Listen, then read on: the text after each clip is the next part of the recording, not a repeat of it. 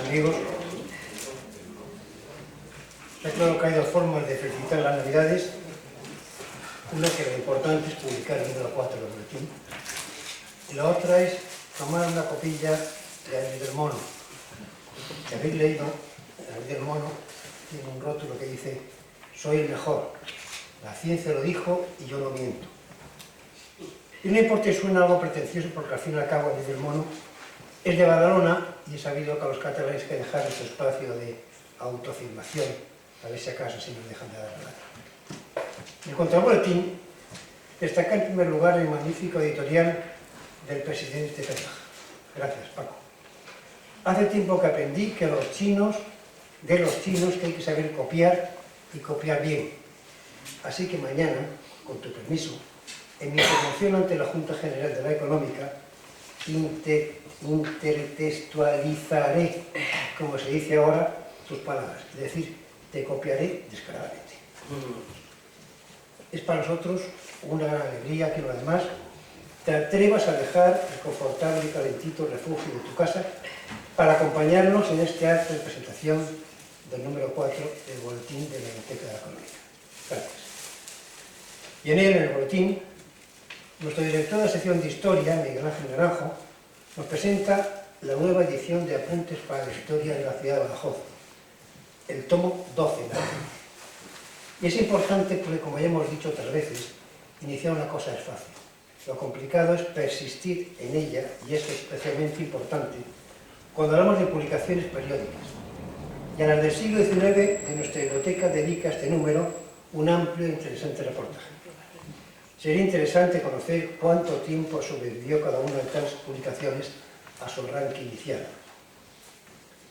También el boletín José Julián Barriga nos hace añorar los tiempos de la transición, cuando éramos tan jóvenes, recordando la aventura de la región extremeña, aquella revista editada por el Hogar Extremeño de Madrid, bajo el mecenazgo de Bartolomé Gil Santa Cruz, al que, por cierto, algún día habrá que rendir un homenaje para agradecerle lo que con su generosidad hizo por la cultura de esta tierra.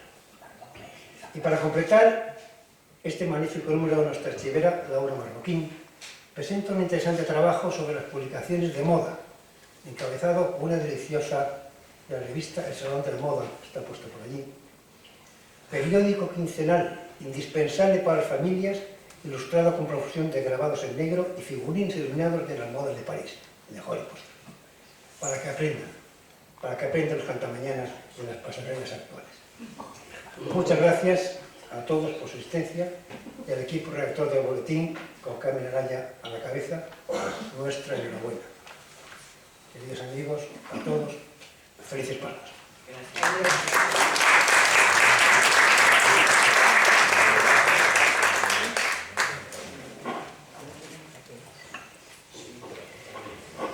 Buenas tardes, queridas amigas y amigos, querido Paco. De nuevo hemos conseguido traerte y de nuevo también avanzamos en nuestra propuesta allá por marzo del 2017.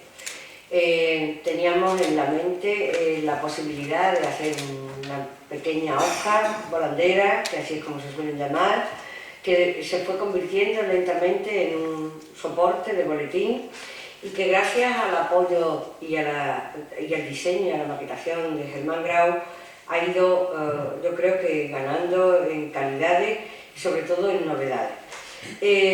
Nos habíamos propuesto en este 2017 llevar a cabo nuestros 4 números y estamos súper contentos de haber llegado a hoy, al día ya casi de Navidad, a poder celebrarlo con vosotros y de una manera, yo creo, castiza y auténtica, con el anís del mono, como reflejaba Alfredo.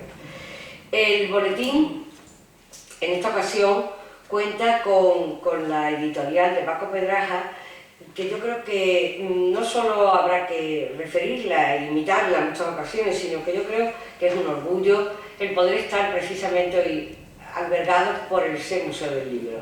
Este lugar, dentro de la ciudad de Badajoz y dentro de lo que es la Real Sociedad Económica de Amigos del País, es nuestro lugar, digamos, de nacimiento, es nuestro lugar de origen, y es donde verdaderamente muchos de los que estamos aquí, algunos con más edad y otros con menos, hemos podido desarrollar muchas de nuestras ilusiones y seguimos, afortunadamente, contando con el permiso de la Junta Directiva, y quiero felicitar personalmente a la Secretaría, a Carlos y a todos los que la componen por haber siempre confiado y creído en nosotros. No es fácil que alguien, bueno, a lo mejor la primera idea es buena, te anima, pero no es fácil que después del número de marzo viniera el de junio, del de junio viniera el de septiembre y del septiembre llegáramos al de diciembre.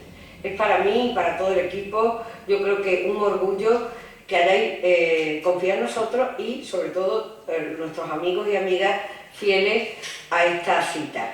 Es una cita que yo no la entiendo y nosotros no la presentamos como un acto literario de gran altura. No, las cosas en la económica no son de gran altura, las cosas en la económica son pues, como las cosas de familia, es decir, se tiene este patrimonio, se enseña este patrimonio y se da a conocer este patrimonio.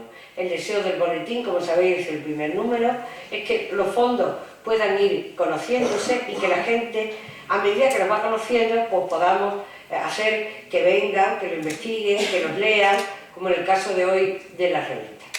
Habíamos pensado que el número sería único, el de las revistas, y que ocuparía este número 4 de diciembre, pero nos hemos encontrado con que el volumen de revistas es tan grande, yo así que recuerde, son más de 158 revistas solo del siglo XIX, con temáticas variadísimas, de medicina, de agricultura, de comercio, de ferrocarriles, de transporte, en fin, sería larguísima la lista, que la tenéis a vuestra disposición en la económica. Todo tipo de temáticas, todo tipo de novedades aparecían y aparecen en la económica del siglo XIX. Hemos seleccionado algunas de estas revistas porque era para nosotros de más interés, pero como siempre hemos buscado aquellas revistas un poco únicas, un poco diferentes, y buscando, sin saber lo que íbamos a encontrar, nos hemos encontrado en ese recorrido con dos grandes joyas que ahora comentaré. El número del boletín se abre con el trabajo de Paco Pedraja sobre el Museo del Libro, sobre lo que significa la económica, sobre lo que significa esta biblioteca, sobre todas las actividades, remarca Paco, que estamos llevando a cabo, y digo estamos porque estamos todos implicados. La económica es un lugar. Ayer recordaba un programa de televisión, que era una televisión local, a la que fuimos hace muchísimos años, estamos estupendos en aquella cinta, y hablábamos de lo que era la económica, de lo que había sido su nacimiento, del papel económico, del papel tecnológico y del papel cultural y social que había tenido. Pues en este caso Paco, en el Museo del Libro, nos vuelve a recordar la importancia de este lugar. También era interesante señalar en la primera página la aparición del tomo 12, Apuntes para la historia de la ciudad de Badajoz, que dirige nuestro compañero y amigo Miguel Ángel Naranjo, y que él coordina la colección y que es director también de la sección de historia.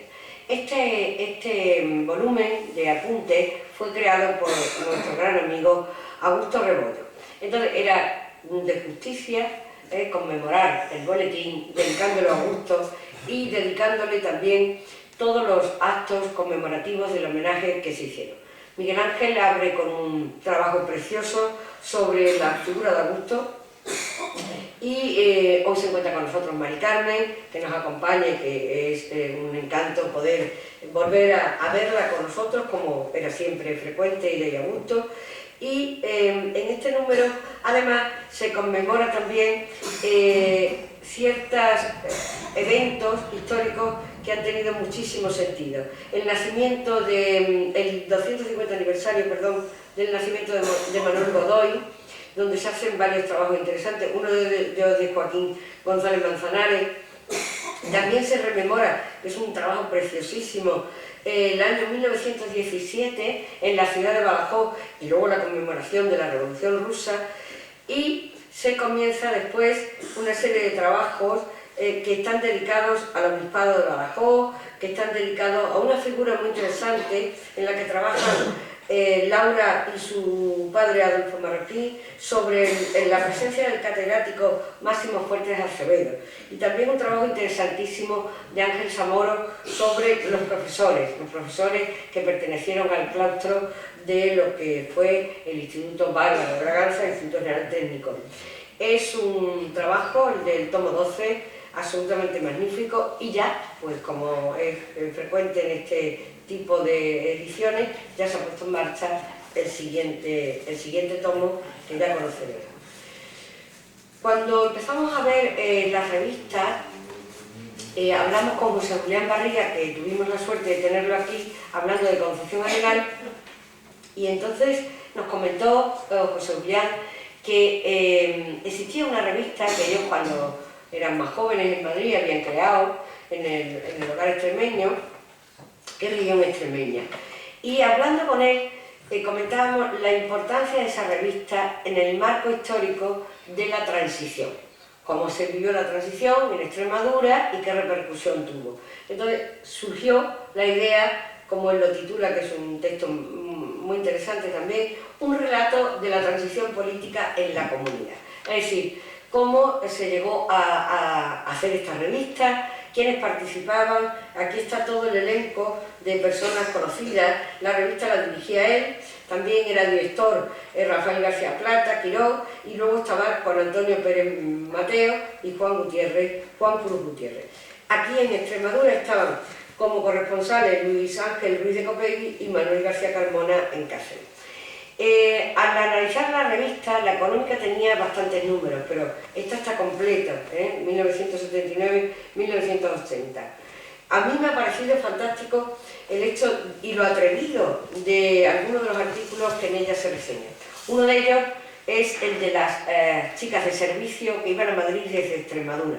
Entonces le hace un reportaje precioso donde ellas comentan las dificultades para llegar a Madrid, para adaptarse. Me parece además un sector social al que nunca se le ha dedicado ningún tipo de interés ni ningún tipo de atención, y muchas de esas grandes casas de Madrid estaban cuidadas precisamente por estas chicas extremeñas que acudían pues, a la llamada de una tía, de una hermana, de una amiga, para poder trabajar y poder hacerse un futuro en Madrid.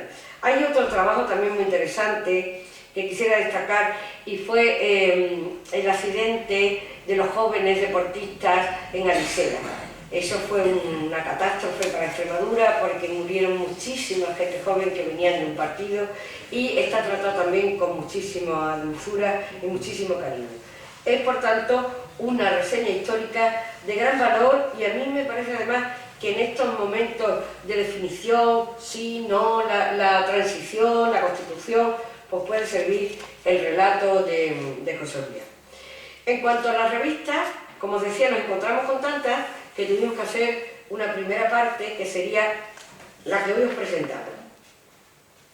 Hemos ido por orden cronológico y nos hemos encontrado con que la mayor parte de estas revistas no se encuentran dentro del Catálogo General de Patrimonio. Entonces, muchas de ellas son únicas para nosotros dentro de la Económica. De todas las que señalamos, el Anuario Histórico, Le Furé, Le Miroir, Fray Gerundio, Semanario Pintoresco, Revista Católica, Museo de la Familia, El Mentor, La Educación, España en París, que es de la exposición de 1867, El Eco de Roma, La Defensa de la Sociedad, La Idea, El Magisterio y El Monitor, quisiera hacer mención de estas dos revistas, Le Furé y Le Miroir. Corresponden las dos a unas fechas muy tempranas, se inician en 1829 y acaba la primera de ellas, Le Furé, en 1831, y Le Miroir comienza justamente en 1831 y acaba en 1833. Se publican en San Petersburgo, están escritas en francés, son dos delicias que tenéis ahí a la entrada. Se publicaban en 4 hojas, normalmente este tipo de revistas eran pequeñitas, de numeración, y se publicaban los domingos y los miércoles. Buscando en la Biblioteca Nacional de París, había pocos números, ninguno correspondía a los que teníamos nosotros. Buscando en la Biblioteca Nacional de Madrid ocurría lo mismo, y de pronto nos encontramos con una tesis doctoral de una doctora que hace un estudio de las dos revistas, nos encontramos este magnífico trabajo en internet. Ella lo presentó la tesis doctoral en San Petersburgo en el 2005. En esta tesis doctoral ella se plantea la importancia de estas dos revistas. En la ciudad de San Petersburgo, los contenidos que tienen las dos revistas y sobre todo la trascendencia que tuvieron. Según hemos podido conocer por el trabajo de esta señora, había una calle dentro de la ciudad de San Petersburgo donde estaban todas las imprentas francesas que en ese momento publicaban todas las novedades que se hacían en París. Fundamentalmente teatro y literatura. Se dedican también a analizar el teatro español, hay reseñas interesantes.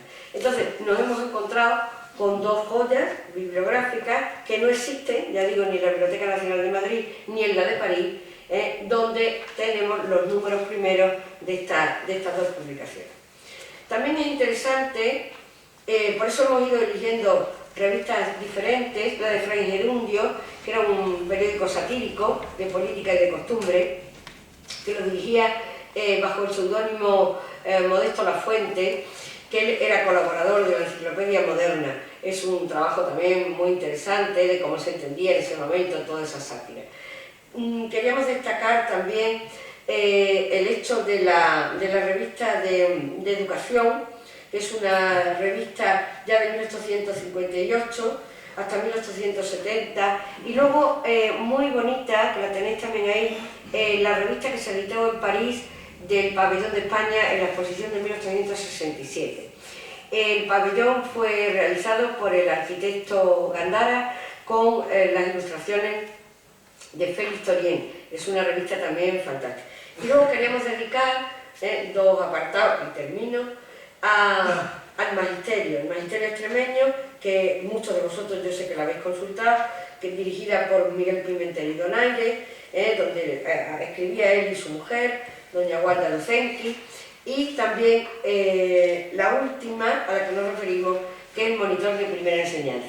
Nos llama la atención la cantidad de revistas dedicadas a la enseñanza que había en ese momento y la puntualidad de todos los cambios en didáctica que existían. Hay un interés que en casi todas ellas extraordinario por los tratamientos de la educación de sordomudo. Es decir, que había en ese sentido un interés grande de contar para que los maestros tuvieran todas las publicaciones posibles.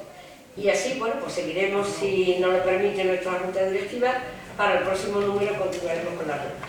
Laura os hablará ahora del Salón de la Moda, que como decía Alfredo, es una auténtica joya de aquí de la Económica, y luego hablaremos también de las donaciones que hemos tenido, que Néstor Remedios Sepúlveda a lo largo del siglo XVII y de la publicidad.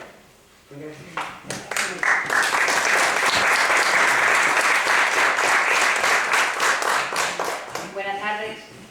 Junto al excepcional tesoro bibliográfico que contiene la Biblioteca de la Económica, la sociedad cuenta con una valiosa biblioteca también, que no sería exagerado calificar de única, considerando la diferente representación de ideologías de la época y el dilatado periodo temporal que abarca la biblioteca.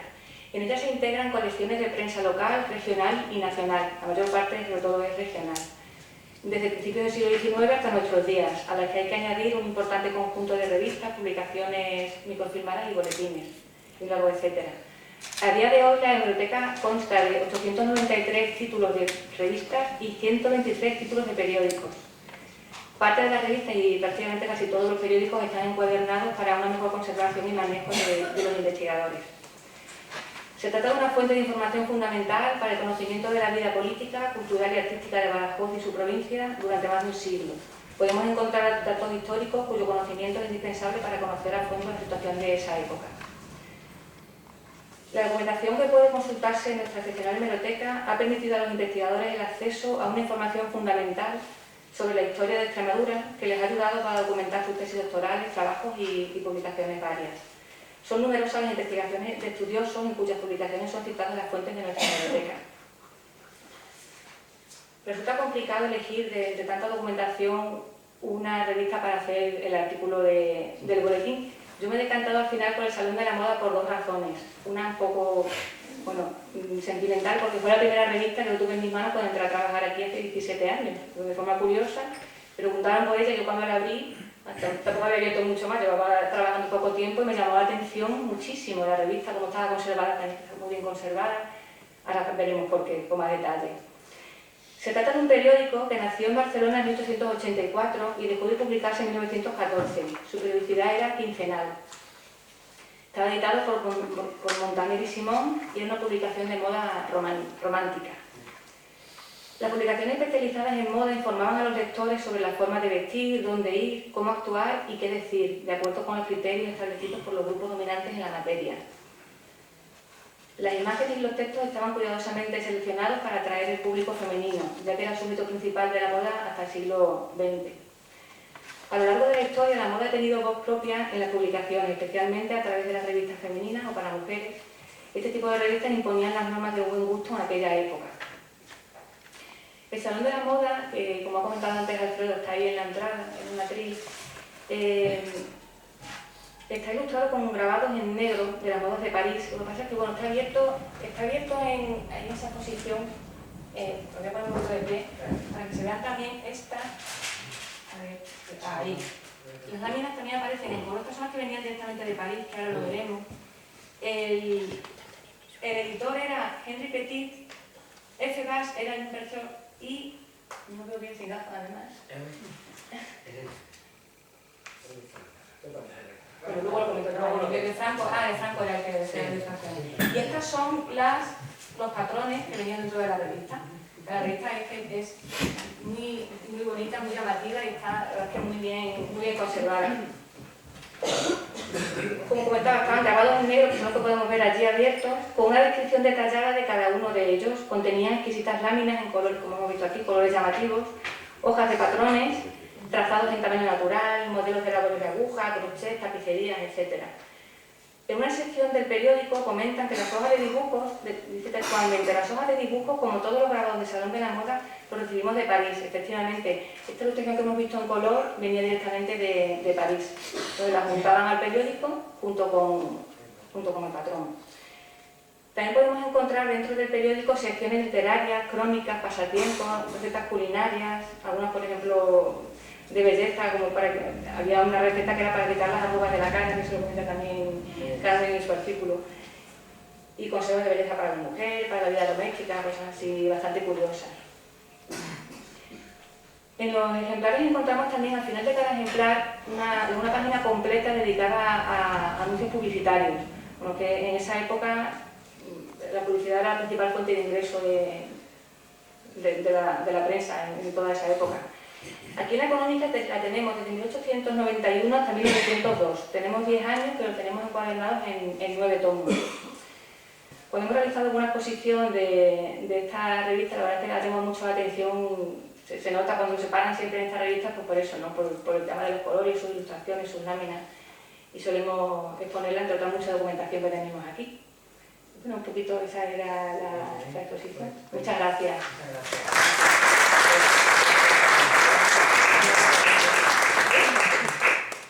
Bueno, completamos el boletín número 4 con las donaciones de libros y revistas desde el 1 de mayo hasta finales del 2017, que se encarga Remedios Sepúlveda de hacer la valoración. El número total que ella nos marca es de 23.896 títulos de libros, que hace un total de 28.903 volúmenes en este momento dentro de la Económica. Se han recibido importantes donaciones. La primera de ellas es una donación de César Cruz Campini, en la que aparecen obras variadas. Fue un encuentro fortuito en una vivienda donde estaban muchas de estas obras y antes de tirarse el edificio pues fueron donadas a la Sociedad Económica. Un total de 479 obras de temática, como ya digo, variada y gran valor bibliográfico. Hay obras del 19 y hay obras del 20, un total de 15 títulos. Algunas de ellas están dentro de la catalogación del catálogo de patrimonio bibliográfico, como por ejemplo, y otras únicas como las que tenemos dentro de la económica lecciones escogidas para los niños que aprenden a leer en las escuelas pías, que es el padre Pascual Suárez de 1850. También está el Compendio de Historia de España de Francisco Díaz Carmona de 1911, y luego está dentro del resto la Enciclopedia Pulgar, de comienzo de la década de los 50, que son unos libros pequeñitos, como sabéis, de formato de 7×10, donde se promocionaba el saber que no ocupa lugar. Entonces ahí hay una colección bellísima, por si alguien tiene interés de poder leer. Ha habido también otra donación interesante, que es más volúmenes de la revista Blanco y Negro, que analizaremos cuando lleguemos ya al siglo XX. Algunas de ellas han sido donadas, algunas de estas, por Vicente García Espó. Y luego hubo otra donación también muy interesante, que fue la donación de Antonio García Candela, con obras de finales del siglo XVIII y principios del siglo XIX. Con un estado de conservación, nos dice Remedio, muy óptimo, forman un total de 9 títulos, de los cuales 5 existían ya en los fondos, pero otras pues son novedad, como los comentarios de la pintura en cáustica al pincel, de García de la Huerta, de 1795, el Manual de Curiosidades Artísticas, de 1931, el Diccionario General de la Lengua, de 1957, y el Tesoro de la Escultura, según los mejores artistas antiguos y modernos. Es también interesante este apartado, que lógicamente, además de las donaciones que puede haber de la Diputación de Badajoz, de la Fundación de Caja Badajoz y de la editora, incrementan los fondos cada año de la económica. Y ahora ya, pues, quisiéramos que cerrara este acto nuestro querido presidente de honor, don Francisco Pedraja.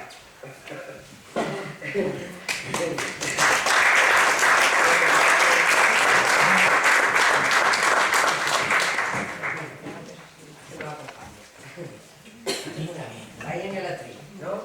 Sí. Esto está un poco aquí pegado. No. ¿Se oye bien? Bueno, yo no esperaba tener que hablar, pero si hay que hablar, se habla. Voy a hablar muy poquito de 2 revistas que casi nadie conoce, y en las cuales yo he estado implicado. Vamos, en una de ellas llegué a ser el director, cosa insólita, pero las cosas ocurren así. Las revistas son la revista Gébora, que se hacía en ciclostil, que era una tecnología prehistórica, y que la dirigía el poeta, a ver si me acuerdo del poeta, Luis Álvarez Lencero. Yo recuerdo un número que voy a recordar un poquito, que fue el número que se dedicó a Picasso cuando murió. Que precisamente yo di una conferencia aquí sobre Picasso en ese momento que en Madrid habían prohibido un acto similar. Aquí no jugamos el tipo, porque la policía eran amigos. Se sentaba ahí un policía a ver qué decíamos, y decíamos lo que nos daba la gana. Fue un sitio, muy abierto, muy libre, muy luchador. Bueno, la revista Gébora era un encanto. Yo no sé si tenemos algún número, habría que verlo, y si no yo os daré uno, el único que tengo. Es esas revistas íntimas, humanas, deliciosas, donde la gente escribe lo que siente y lo que le da la gana. Y nadie le pone cortapisas, no hay una censura. En una época que había censura, pero en eso no. Nos censuraban luego, pero nos daba igual. Recuerdo el número ese porque además participó también otro amigo y pintor, Antonio Vaquero, que hizo unas reproducciones muy especiales, porque era ciclostil, de cuadros de Picasso. Esa es una revista, de las únicas revistas de categoría internacional que se han hecho en Badajoz. Y está perdida olvidada, como todas las cosas importantes. Las cosas que no importan, que no son importantes, tienen mucha alaraca, mucha difusión, y luego en un rincón perdido hay obras de arte, obras de pensamiento, de sentimiento, de jugarse, no digo la vida, pero sí la vida tranquila, porque serán transgresores todos aquellos entre los que me encontré yo, gracias a Dios, que hicimos lo que nos dio la gana, que es una de las pocas cosas que dignifican al hombre, hacer lo que uno quiera y que le dejen tranquilo. La otra revista de la que llegué a ser director, qué casualidad, era una revista que en principio era la hoja parroquial de las congregaciones marianas. Y un grupo de muchachos, tendríamos 17, 18 años, poco más, pues nos hicimos cargo de ella y la convertimos en una verdadera revista, donde se hablaba de toros, se hablaba de cine, se hablaba de moda, cosa insólita en una revista que anteriormente fue la hoja parroquial. Que no tengo nada contra las hojas parroquiales. Las únicas cosas que tengo contra ellas es que me aburren. Y es mala cosa que una revista te aburra. Una revista tiene que ser algo que te dé ánimo, optimismo, que pienses en un futuro mejor gracias a esa revista. Bueno, pues con esto quiero terminar. Lo que sí quiero es felicitar a Carmen Araya y a las dos bibliotecarias. Y archiveras. Y archiveras, sí, eso sí. Son de todo. Bibliotecarias, archiveras, grandes trabajadoras, que siempre están al servicio de cualquiera que viene a la económica a pedir datos. Con sonrisa, con agradabilidad, cosa insólita en estos tiempos, tan duros, tan desagradables, en que la gente no es capaz de ponerse de acuerdo, no es capaz de buscar soluciones. En todo lo que se puede hacer soluciones. Yo he tratado durante toda mi vida de unir voluntades, de que uno que pensaba blanco y otro negro estuviesen unidos y amigablemente dispuestos a convivir, que es mucho más que vivir. Vivir es personal, convivir es vivir con los demás. Y hay que acostumbrarse a eso. Yo me acostumbré desde pequeño a convivir. ¿Sabéis por qué? Porque no tuve hermanos. Y entonces tuve que convivir con mis primos, con los amigos de mis primos, con gente que no pertenecían a mi familia. Y a darme cuenta que tan importante como la familia son los que no son de la familia. Tratar de atraerlos, de recuperarlos para la familia. Me da pena en estos momentos recordar aquellos tiempos en la económica, cuando se sentaban ahí García de Pruneda, el fiscal jefe, que era un heterodoxo de primera. Luego después estaba Juan Antonio Cansino, bueno, Joaquín Suárez también, y muchos amigos que han ido desapareciendo, desgraciadamente, porque eran imprescindibles, eran necesarios. Y gracias a ellos estamos aquí, gracias a ellos que supieron conservar este recinto formidable, artístico, histórico, luchador, que tantas veces hemos tenido, y lo saben nuestros compañeros, que han participado en la defensa. Defender esto para que no desapareciese cuando nos lo quiso quitar la Diputación, que decía que era suyo. Sí, eso fue una aventura tremenda, que la jugamos en los tribunales y la ganamos. Gracias a eso estamos aquí sentados libremente. ¡Felices fiestas! Igualmente.